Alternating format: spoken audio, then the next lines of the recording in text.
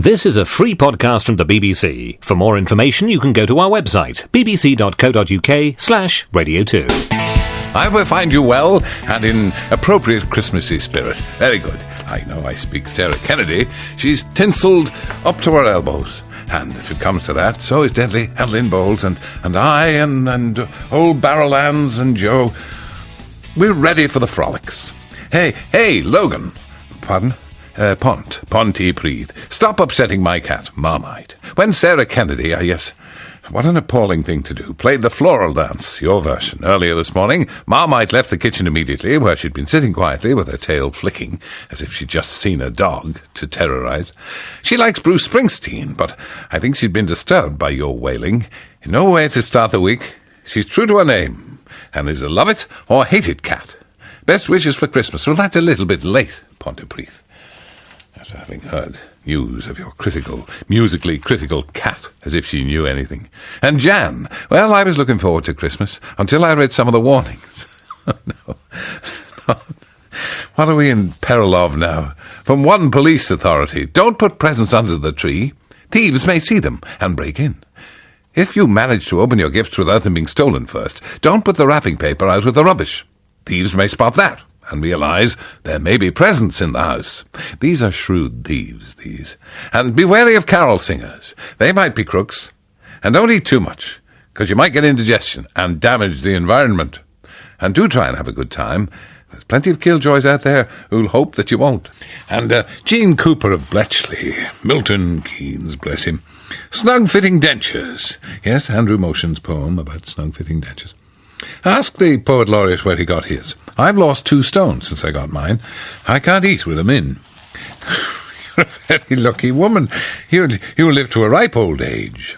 And, unless you die of starvation. Anti-gravity. While I was shopping for the Christmas tipple, the dear girl on the checkout was scanning my purchases. 6 bottles of white wine, 6 bottles of red. Is that all? I want to be in her house. Vodka, Tia Maria. Oh, Tia Maria and cream. What a lovely drink. Champers, beer, the list goes on. And then the paracetamol. Scan. 1, 2, 3. Sorry, sir, you can only have 2 boxes of paracetamol. Why? Oh, I have enough alcohol to fell an elephant, but only 2 boxes of headache pills. Well, paracetamol can damage your liver, innit? Terrific. Well, anyway, like most of the population of Great Britain, I watched that cookery programme about a perfect Christmas dinner last night. I saw you and 5 others consume a number of appetizers, but not a sign of a real dinner. You must have been starving.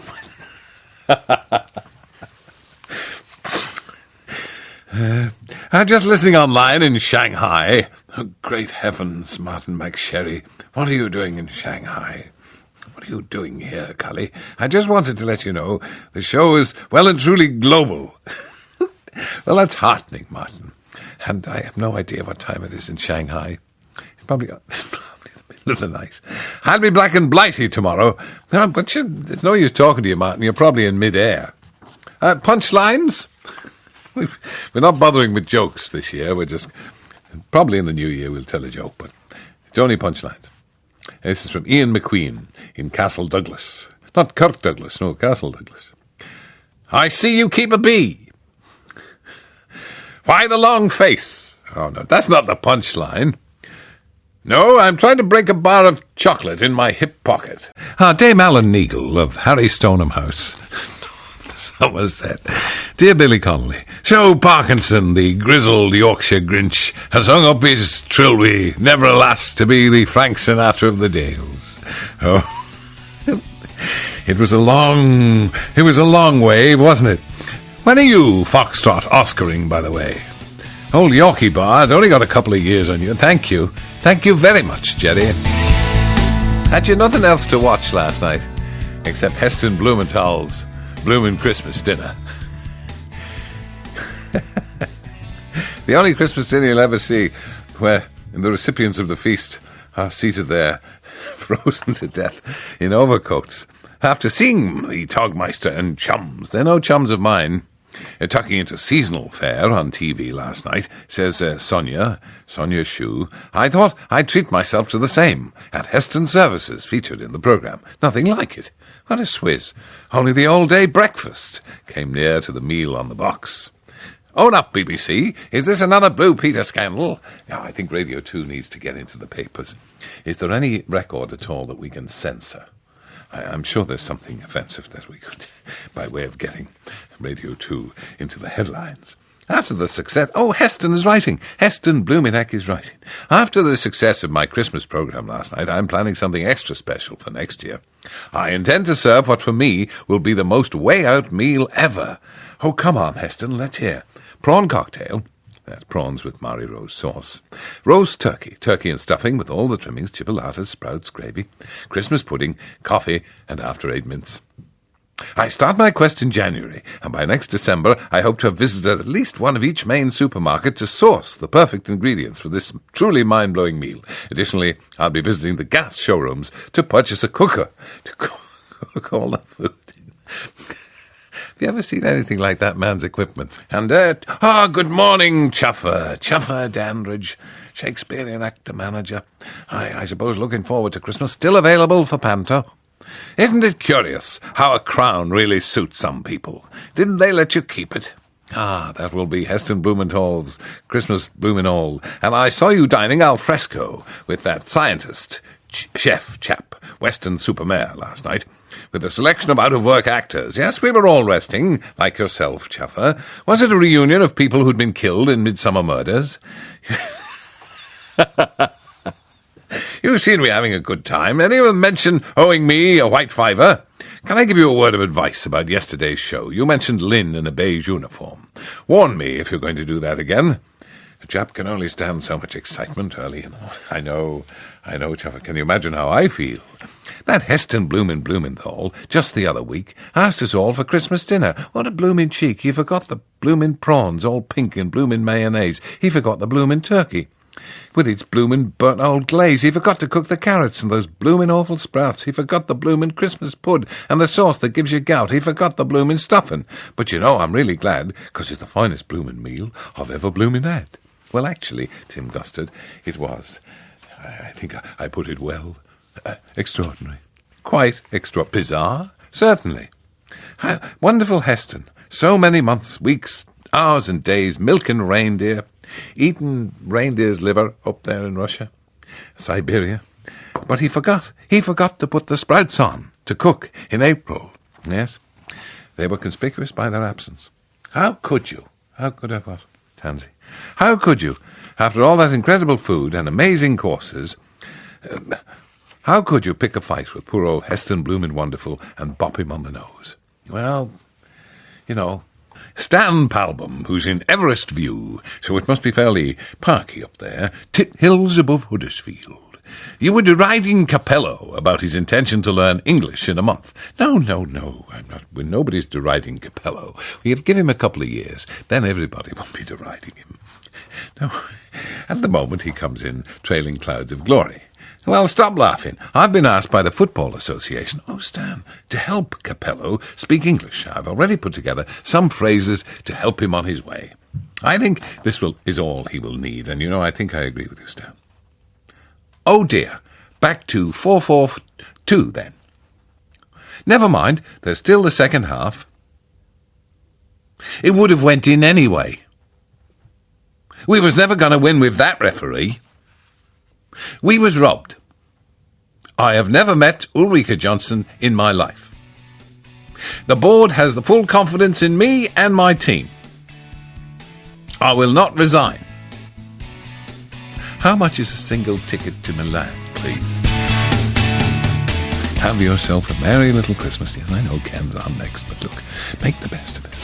Hello, Ken. Do what you can with the available material. Now, you yourself, will you be going north the border? No, I won't. No, I won't. And I will not be crossing the Irish Sea. Will you not? No. Where will you be going instead? My Tyrone. Yeah, I right. should be lying down in a darkened room, In the bosom? having tiled and grouted. Oh, well, not that bathroom again. How many have you got in your house? Are your Christmas lights working? Oh, only in part. It's very peculiar. I've got a string of them outside the house because let nobody say I'm not artistic. No, exactly. No, go right round the perimeter of the house. Oh. But strangely, about 5 or 6 of them halfway along don't work, and then they pick up again, they start, and then about 5 or 6 at the other end don't. Explain that to me. I mean, I went to I stayed I awake know. through most of the physics classes. A considerable And expense. I learnt about things being plugged up in series. And that's not how it was in 1968. Well, if you in Oxfordshire and the rather respectable village are putting lights outside your house, it won't be long until you're back in Scotland. The Wicker Man will be out. Look, Yes. I don't know whether you read in the newspapers yesterday about it. The BBC are rehousing people. Newspapers. Tomorrow's fish and chip wrapping day. Well, look, I read, says Frank and Stevenage, who's a pal of yours and mine, in one of the many scandal sheets that purporting to be newspapers, that Ken Bruce and a number of his disreputable colleagues are to be bought a new house by the BBC. Yes. When they move up north soon. What? Up to What? Salford with What? you, my Salford? man. Aye. So I don't speak the language. I couldn't possibly go there. Well, Frank is saying since it's coming out of his licence fee, he expects to have visiting rights and the odd overnight stay when he's in the area. And the spare bedroom will do. I'm not putting a tarpaulin down in that spare bedroom for him or anybody else. Merry Christmas. Merry Christmas. Merry Christmas. Merry Christmas. Everybody. Baldy. Hey. She Well- knew your name. It's fantastic. Amazing. Dear old Santa, fat and merry, what will you be bringing Terry? Perhaps in deference to his age, a pullover in shades of beige. And what for travel Totty Lynn? What will she be finding in a stocking that is bound to please? Perhaps a set of Allen keys.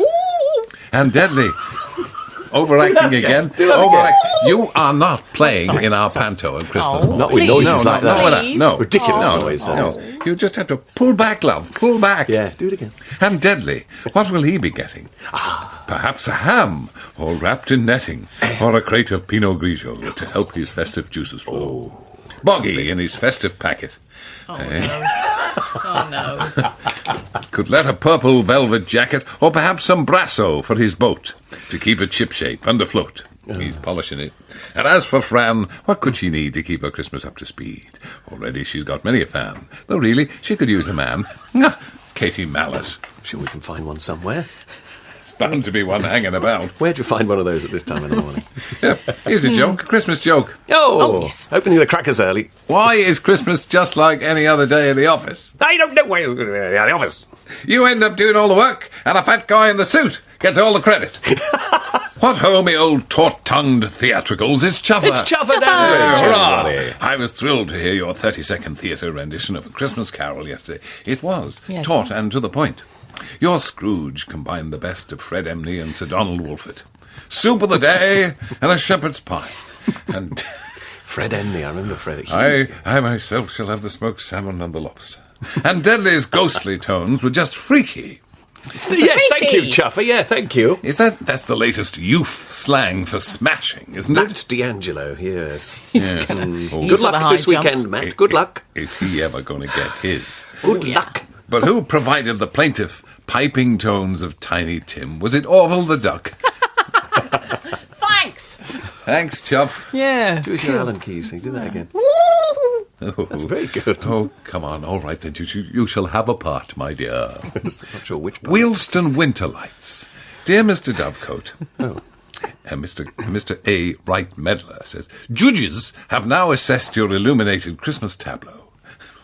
I have got Don't it. I have tell I me. do Have you got a tableau? Yes, I have. Radiating in the pinner direction. If you Really? in pinner, you can see it. I'm afraid there's no prize to be awarded in your case. Oh. We have arranged for the electricity supply to your home to be disconnected Oh. until the display is dismantled for the following reasons. It constitutes a hazard to air traffic.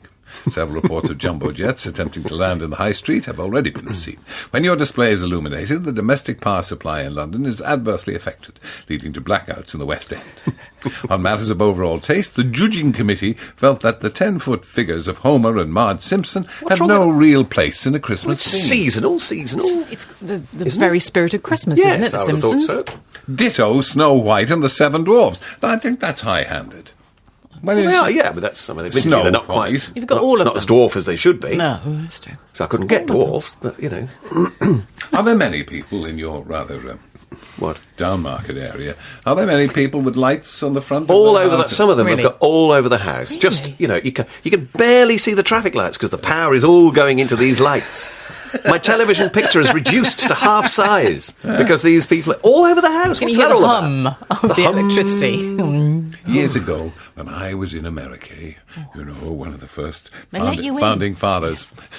Went over on the Mayflower. Is this a long story? Yeah, yes, it is. I managed to cross the Grand Canyon and get to the West Coast, and there I found Christmas lights over every tree, hedge, and wainscoting. Wow. And I said to myself, thank goodness we live in Britain, where Christmas lights are confined indoors. Oh no, but now we're all carbon naughty. Ooh. Do you think? Look at you. Well, that's America for you. All those lights on. All that carbon offsetting, what's that all about? It's just another excuse to raise money. What? Excuse me. Carbon offsetting? Can you explain what a carbon footprint is It's to assuage your guilt, isn't it, the carbon offsetting? possibly. All right, I'll give you a £5 and then I can still keep my lights on. What's that all about? Switch them off! It's called another tax. Very good. Oh, Yeah. I didn't realise. Carbon Oh, offsetting. yes. Just an excuse. I'm not helping. I'm just being taxed. Yeah. Okay. Carry on, though. Okay. Do that voice again. We can use that for something. The job is yours. Yo, Klaus. On last week's It Takes Two show on BBC Two, of course, that's the revamping of... It is, of yeah. Strictly. Yeah, on BBC Two, dancer Matthew Cutler said the only thing that scares him about the show is the man with the voice, who announces the couples before each dance. I think that the mystery man should chill a little for this week's grand finale by doing some impressions to make the two finalists nice and relaxed. What about that, then? Impressions? A quick skippy? It was Matt D'Angelo, anyway, wasn't it? Or Rolf Harris? It's Matt D'Angelo I'm going for. His days are numbered. I tell you now. Can you see what it is yet? Would do the trick along with an occasional burst of ham? Ham? You want ham? Or Redditch? Redditch? I look forward to next Sunday. A friend of mine is looking for two children's entertainers for a party in the first weekend in January. Is there any chance that you and bonkers Bruno Tognoli... He's getting worse. No, Did you see him on Jonathan He couldn't Ross? get worse. He couldn't All the get judges were on Jonathan Ross this week. Just bizarre. Yeah, but any time I think Bruce has him instructed, look, if I tell a joke, you laugh, all right? He goes into hysterics. Oh, right, man. Good All game, right. good game. Good Higher than an 8, you say? Oh, those cards. Dickie Mountshaft, who's the proprietor of the Wilston Stainorama. dear. Dear Mr. Delicote, first, thank you so much for the 2 tickets for the show you left me as a Christmas gift. I thought very festive of you to score out the part of the word complimentary, so the tickets read compliments of the season. I think that's for me, isn't it? Dickie says, I'm writing on a much more serious note. I was appalled to hear that bit-part soap so-called actor, now we're back to your man again. Matt D'Angelo. Yeah, call you freaky the other night. I mean, who does he think he is? You and your voice, you're a great comfort to many who've grown old and weary listening to you. Weary? The thing is, that I watched this back. It wasn't just freaky. He called me a freak. Yeah.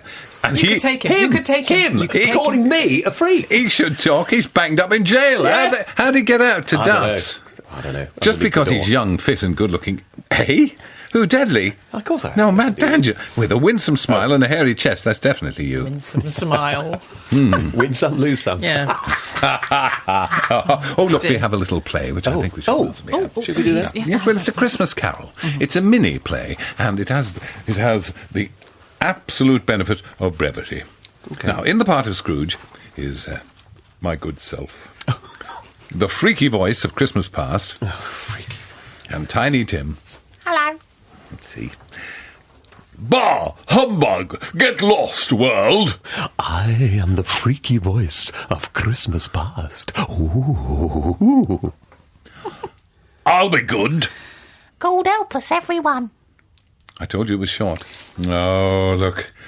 I watch programs like Strictly Come Dancing and X Factor with absolute awe. So much enviable talent. Eh? I count myself lucky. I've been given a talent too. A slightly unusual one. Oh, really? Yeah, what's Rufus. Rufus A. Badger's bum. I have the ability to describe a person, including their appearance, his name, simply from having heard them speak. Ah, can you indeed? That is a gift indeed, Rufus. I'm quite new to your show, Wake Up Wogan, and I'm not familiar with either your face or those of your team. So let me begin with Lynn Bowles. Oh, yes. Well, my gift tells me one thing for sure, the woman's a brunette. No doubt about that, long flowing brunette. Locks, a bit fluffy in the head, give her a mechanical problem to solve, she'll burst into tears. Or go into a shoe shopping spree just from the stress of it. Not a practical girl. How am I doing? You're doing pretty well, Rufus. You got her, as they say. You're spot on, I think. Now, the one they call Deadly, the most striking thing about him is he's tall, 6'2", I'd say very slim. Not a chap with an appetite, except perhaps for ham, which I sense is associated with him both in his culinary preferences and his acting. He's a bit of a stay-at-home Sam. Not for him a night on the tiles with chums on Eases, crawling home in the wee small hours. No. Oh, good God, no. Completely teetotal. As for you, Tell, bit of a clue from yourself here. I heard you say you're as thin as a racing snake. In my judgment, that would be a racing snake that swallowed a school bus. Not in any danger of slipping down an open manhole, you might say. You're a bit of a quiet one. Strong, silent type, like Clint Eastwood. Well, more of a George Clooney, if you're actually asking. Yes. Why use a whole sentence when a grunt and a toss of those golden curls of yours will do? You know, he's got me. He's good. He's got me. Toss, just a toss. OK. For Santa, things were looking bleak, for Rudolph's nose had grown too weak. He'd spent all his energy in the back of the grotto getting the Christmas tree fairy blotto. But just when things would get no grimmer, from Wheelston was spotted a reddish glimmer. It was the old hooter. It was King Deadly, well tanked up with Pinot, so his Durante gave off a ruddy glow. That's what they're calling it, you know, that great hooter of yours. The schnoz. You mean the schnoz? You must remember this. So his Durante gave off, and then to Rudy's antlers he was lashed. Eh? A weasel like that. And through the night the packed sleigh dashed. Proof positive of Santa's journey could be found from the trail of empties along the ground. But about midnight, Deadly got naughty, for he had also had a fill of Balti. Poor Santa's face had a look of revulsion as Deadly chipped in with some jet propulsion. Oh, come on. No more presents went down the chimney way. Instead, Deadly flogged them off upon eBay. Crookie of Bangor. Oh, very good. I tell you what, could you play another record to take us up to the news? You've just eaten Rudolph. I don't know what to say after that. The schnoz. And a schnoz. I'd like to have heard more of the schnoz. Sitting myself. at my piano the other day. Yeah. It was a week before Christmas, but Deadly was sad. He'd been insulted by some cheeky young lad. How can I go and do Strictly this week when some prancing youth has called me a freak? Just 'cause he's young and handsome and hunky, he's getting at me 'cause I'm a bit chunky. Well, poor Deadly's tears made a huge salty puddle, till Lynn gave him a great big cuddle. No. She dried his tears and mopped the floor. That Matt may dance well, but I love you more. Yeah. He may have style and fashion sense, but I prefer age and experience. Now Deadly is happy and no longer glum, thanks to Lynn's help and a bottle of rum. But Lynn wants to wipe the smile off Matt's face. So look out, D'Angelo. Lynn's on your case. Come here. If you're hard Come enough. on. Yeah. You What's he son, thinking? mate. What's he got that I haven't got? Well, there's the good looks. Please, sorry. don't start listing things. We could be all day. The boy's inside anyway. Could you please ask Mr. Deadly Cute to keep an eye on you? What, the good one? And listening to him read the news, I hear one of the two Ronnie scripts is being sold for thousands of pounds. 4 candles. Got any O's? O's? O's? Peas? Got any peas? Peas? What, canned Peas? peas? That's all those sort of... It's fantastic. O's, peas. What were the other ones? Plugs. Oh, plugs. No, you're 13 amp. Oh, yeah. Bathroom plugs? 13 amp. You had to be there.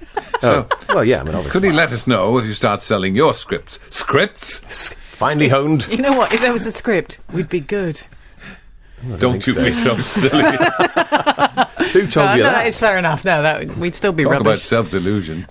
Perseverance is writing. Yep. I found a computer data drive in the gutter yesterday that contained information relating to disturbances at the Silver Sleeves pub 2007. One offender's name that often occurred was a Mr. Alan Deadlycoat, with aliases listed as King Deadly, Mr. Opencoat, and Ms. Deadly Whiplash. Tuesdays and Friday evenings.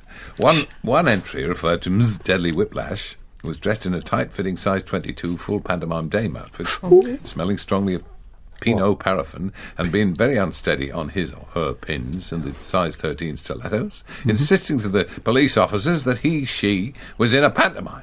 When asked which pantomime, Miss Deadly Whiplash paused and said, Stick Whittington and cat. Stick Whittington. And cat. And the police officers became more suspicious when Miss Whiplash couldn't tell them the name of the other cast members, where the pantomime was, and who was taking Dick. Well, the case is pending. Good. I'm glad to hear it. Good Lord. Is that the time?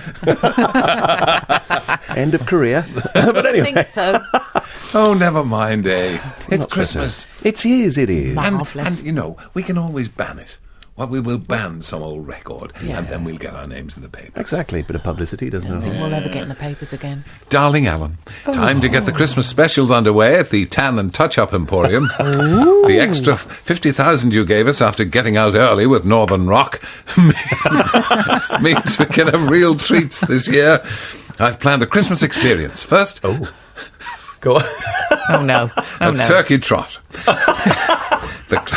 Usually day 3 with me. I don't know about you. The client is smeared in birdseed and shut in a small room with 6 underfed turkeys. The sweat the punter works up, trying to escape, will open their skin pores perfectly for stage 2, the Pudding Club. A relaxing body rub of figgy pudding and custard, massaged gently into the skin, forcing out all the nasty grime of day-to-day living. Finally, the flambé. The punter has a selected area smothered in brandy butter and whipped cream. A selected area. Yes, indeed. Which is then lit for 20 seconds. A seasonal way to remove dead skin and unsightly body hair from those awkward-to-get-at places. Dear me. Oh, that's a Christmas and a half, isn't it? On the way, they pass through Santa's grotto, where they have a chance to sit on your lap and rummage in your sack. Costume fitting is tomorrow at 3. Oh. They got a special brandy sauce for your freebie. Oh, lovely. Don't be late. Here, well, bauble. Oh, not enough. Our baubles bounce. Yeah. Should they? Do you know that song at all? It's sung by ventriloquists. Gorgles. Gangles, Bright shiny geeds. Oh, dear. How we laughed. I was very, very privileged to meet Miss Pole yesterday. Oh, yes, from Cranford. She bobbed at me in her mob cap.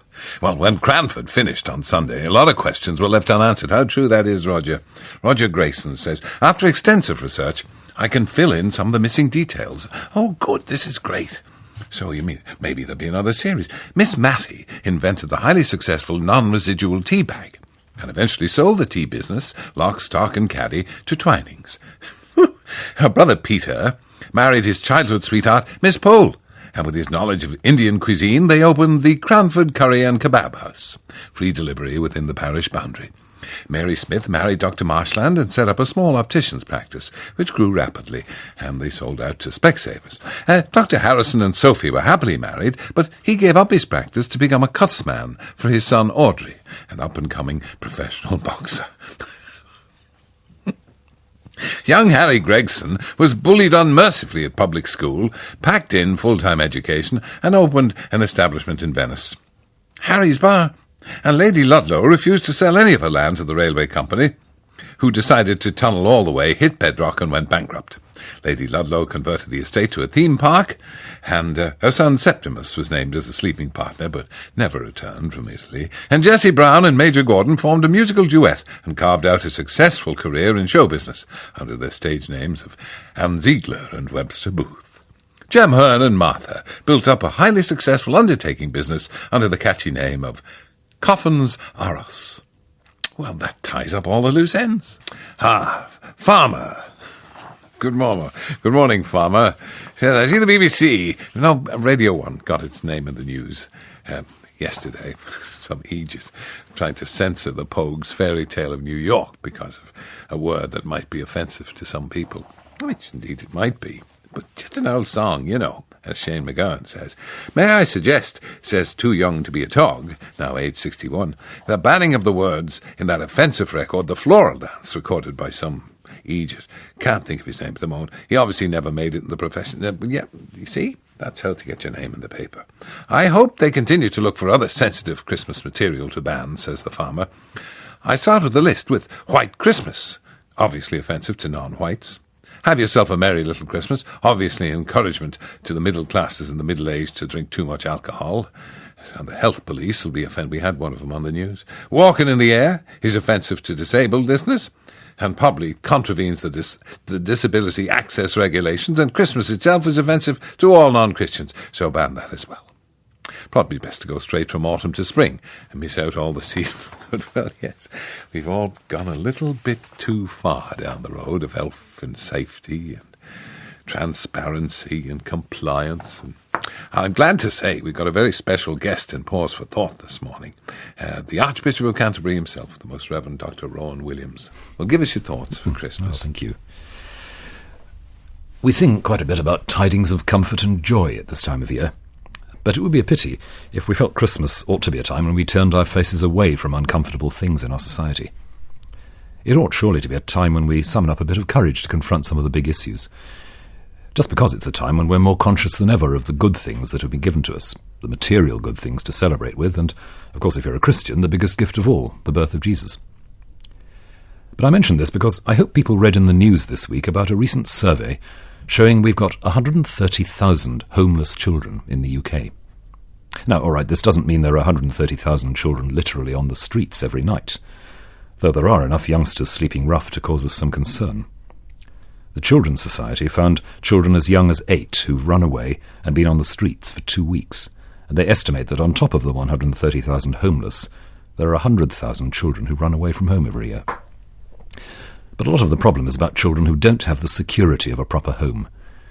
Their families are in temporary accommodation because they've been evicted from social housing, or they're in trouble over immigration regulations and so on. In the last few months, there's been a rising tide of concern about what our society is doing to its children in all kinds of ways. I'm really glad to see this level of attention given to the problem. But it does mean that we ought to be asking, with any and every aspect of social policy and law, what exactly is the impact of this on children? Because if we have a situation where children are deprived of the opportunity of living in a secure home, or where they live in prison-like conditions, as in some detention centres, there's something wrong.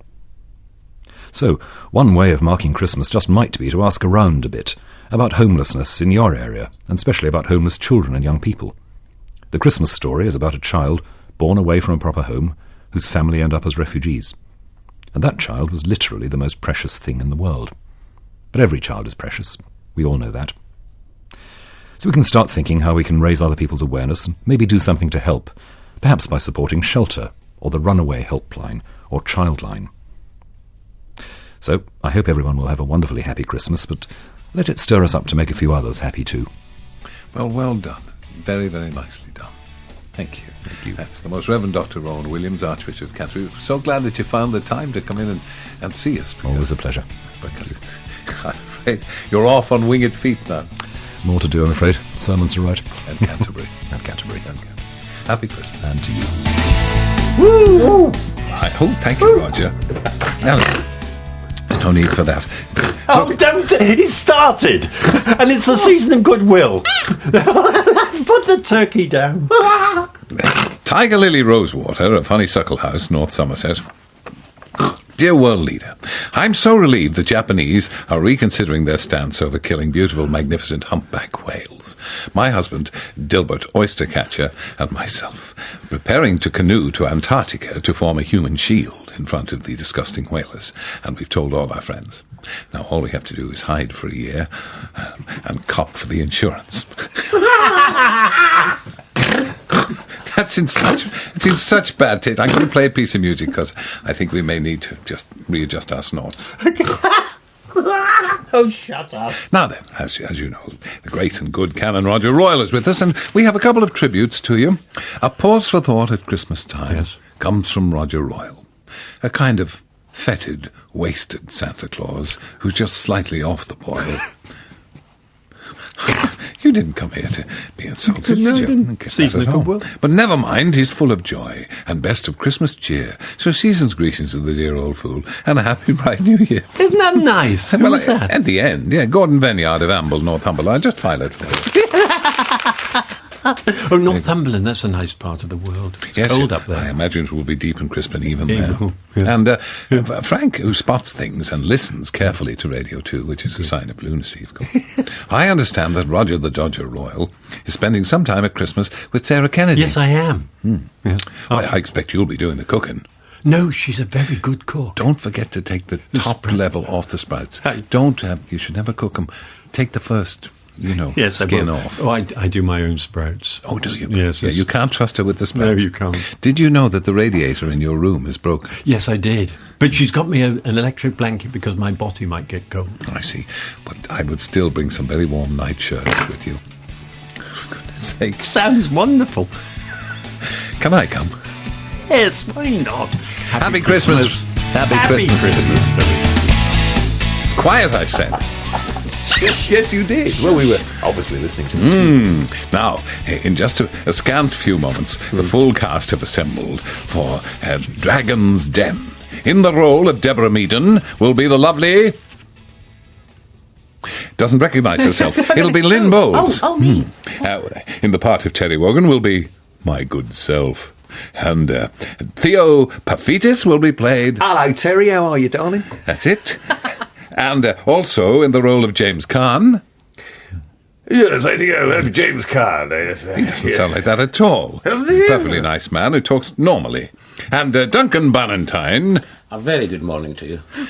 Another Oh, he's scary. I don't like him. He's scary. I don't like him at all. Don't like him when he's ordinary to you. Could be a murder. Aye. Well, I wandered lonely as a cloud that floats on high o'er vales and hills, when all at once I saw that 'twas Christmas time in the studio. The posse had gathered round. In came the jolly Togmeister, making a trumpeting sound. I've got here all the victuals, the booze and Christmas scoff. If you don't like the look of me puddin', then you can off. I've got snorkers wrapped in bacon and a trifle from Blue Neck. I don't want to hear any arguments. Just get it down your neck. The posse tucked in with gusto. Bowles and Deadly licked their plates. And at the end of the festive noshing, they were the best of bosom mates. When the boozing and the eating was over, and they all had eaten their fill, there came a voice from under the table. There's been a murder at Mary Hill. Look, Robin's head has fallen off after you threw that at me. Oh, no. I was going to bite that off. And now, friends, Dragon's Den. We've all seen Dragon's Den, and they're all well-awed as they sit there in their chairs and knock 7 bells out of innocent people who just have simple ideas, and all they want is to have £1 million put in their hot little hands. Well, my name is Terry Wogan. I'm here to ask you for £200,000. In return, I'll offer you 95% equity in my new morning radio show, Wake Up to Wogan. What does this show consist of? 2 hours of non-stop entertainment. Don't be so evasive. Answer the question. Well, I come on, say good morning, and I play a record, and then a minion talks about traffic, and then I play a record, and then a minion reads the news, and then I eat a sausage, and then yes, I... thank you, Mr. Logan. I don't did. think I could be of much use to you. You obviously need a psychiatrist. I'm out. Hello, Tel. I'm Theo. I am. Now, let me tell you... What? Let me tell you where I am. I know, Theo Paphitis, you can't do that. How many... What? How many listeners do you envisage in your first year, then? Hey? Hey? What have you got? Do you have a business plan? Hey? You say you have staff that assist For you. goodness sake. So, can you tell me exactly how Doesn't much... talk like that. He doesn't talk How much input you have each day? well, Theo, about 20 minutes. And how long have you been working on this project? He's getting Jewish. I'm just moving to the next character. Come And on. he's Greek, you know. Well, I've had it on, Theo, I've had it on my mind for the past 18 years, honing it, refining it, rehearsing it, and now I'm ready to go. Well, if I invested in you, I would want 95%. I'd only want 1%. See, I'd only want 1%, but I don't want to invest in you, so I'm out. I'm out. I am. Oh, are you Hello, out? Terry. Hello, Terry. I'm James. No, you're not. I am. I'm interested in all your machines and microphones. Are you experienced with the technical equipment at all? Nothing like him. The man doesn't talk like that at all. Could you not take some time to watch the television thing and get some idea? Yes, come on, answer the question, please. Well, James, yes and no. It's all the machine's fault when they don't play. Oh, thank you, Terry. I'm out. Who's playing Peter Jones? Who is Peter Jones? He's a big, tall fella. Are you serious about wanting your own He's show? not that tall. You come in here dressed like that and expect me to hand over the money. I couldn't invest in you. I'm out. OK, Jenny. Who's that, then? Let's get down to brass tacks. Is your show really funny? Yes, Duncan Ballantyne. It's very funny. Right, OK, make me laugh. Crack a joke. OK. I say. My dog has no nose. How does he smell, then? Terrible. See this? This is a barge pole, and I wouldn't even touch you with it. But I'd hit you with it. I'm out, and so are you. Take that. Take that. What? Take that. Where? Like that line. Where does it say that? Have you dropped that? line. Oh, right, okay. Is it gone? He dropped that line. We finished? We could have played take that then. Yeah, if you had thought about it for a minute, you could have... But take that. That would have been yourself a producer. That would have been brilliant, that wouldn't it? Take that. Useless. Give me back me chicken. Oh. Wogan's live Christmas show, yes indeed. The controller asked me to make a point about it being live. As you're aware, the old fool will be... What? Right. This is to Trelawney Bowles. Oh, yes. I thought I was Demelza. I mean, there is a touch of the corn about it. Wogan's live Christmas show. This is from BBC Forward Planning. Oh, yes. As you'll be aware, the old fool will be 6 sheets to the wind by 5 o'clock on Christmas morning. For this reason, we'll be using a virtual Wogan for the Oh, this is great. You don't have to turn What up. do you mean it's great? This will differ from the traditional decrepit version in 3 key ways. Yes. The virtual Wogan will actually know what's happening. 2, it will be incapable of consuming provender.